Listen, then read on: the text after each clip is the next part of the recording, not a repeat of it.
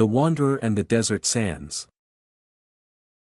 In the days when the lands of Canaan stretched under the golden sun like a vast, endless sea of sand and rock, Abraham, the wanderer of God, journeyed once more.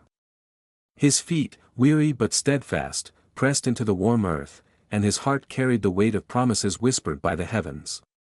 Alongside him walked Sarah, his wife, her eyes shimmering with both hope and the quiet fear of the unknown.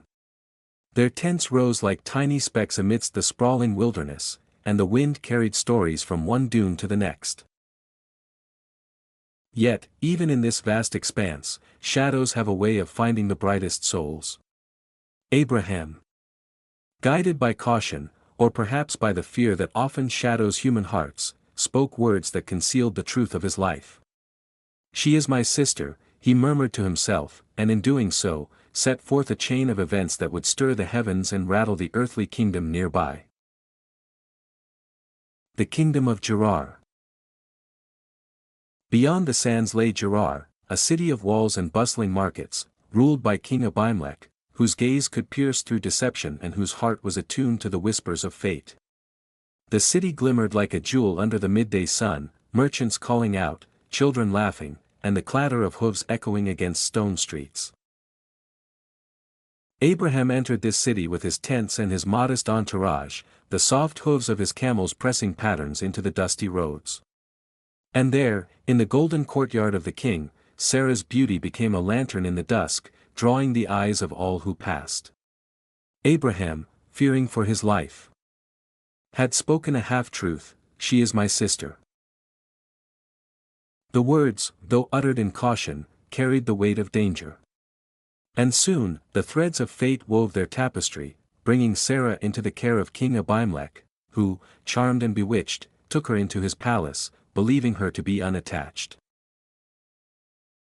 The dreams of the night. But the gods, or perhaps the God who walks unseen among men, cannot be deceived. One night, as the silver moon cast its gentle glow upon the king's chamber, a voice, neither of this world nor wholly of it, spoke in the stillness. "Behold, you are but a shadow in the land of the living, for the woman you have taken is bound by truth to another. Return her, or your life shall be forfeit, and the walls of your house shall not shelter you from my wrath." The king awoke, the words like thunder rolling through the corridors of his mind. Fear mingled with awe, and he rose, his heart pounding like the wings of a caged bird. He called to his servants, summoned Abraham, and spoke with a voice both stern and trembling, "What have you done to us? What crime have I committed, that you have brought such peril into my house?" The meeting of truths.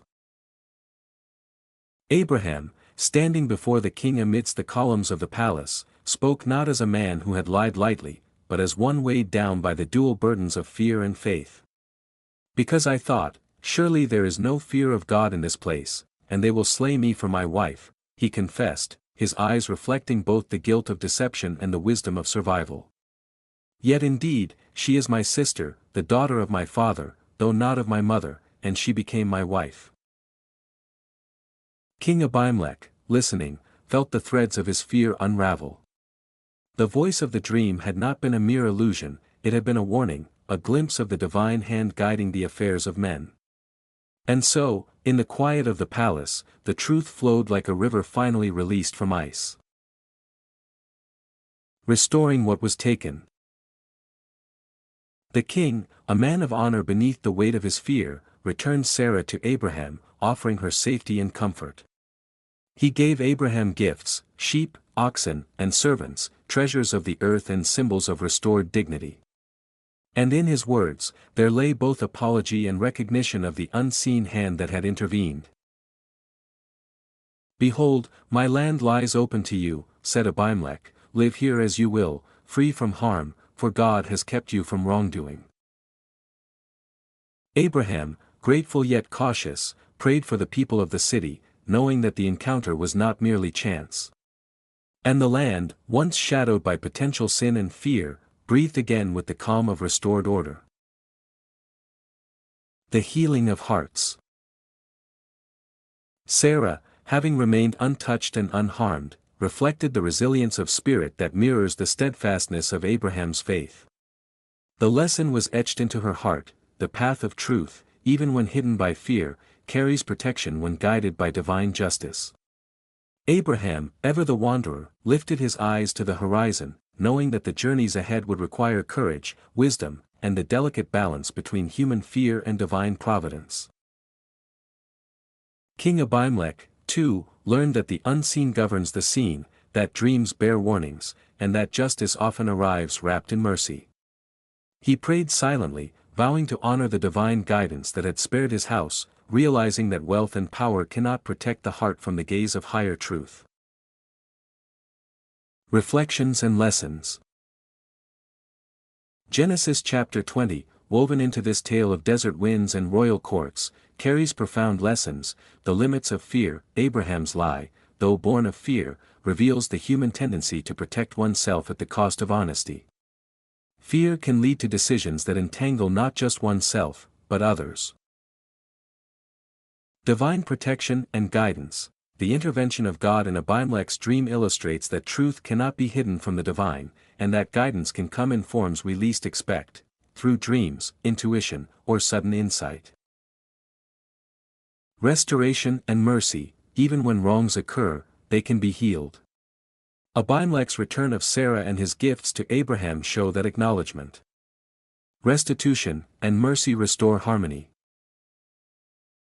Courage and faith. Abraham's journey reminds us that life's path is uncertain and filled with moral and spiritual challenges.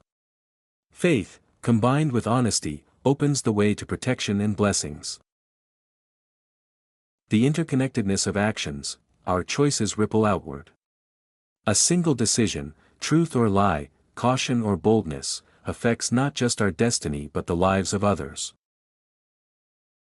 In the whispering sands of Canaan and the bustling streets of Gerar, this chapter echoes as a timeless tale, that truth, fear, and divine guidance dance together in the human heart, teaching those who listen that courage and honesty are the truest companions on the journey of life.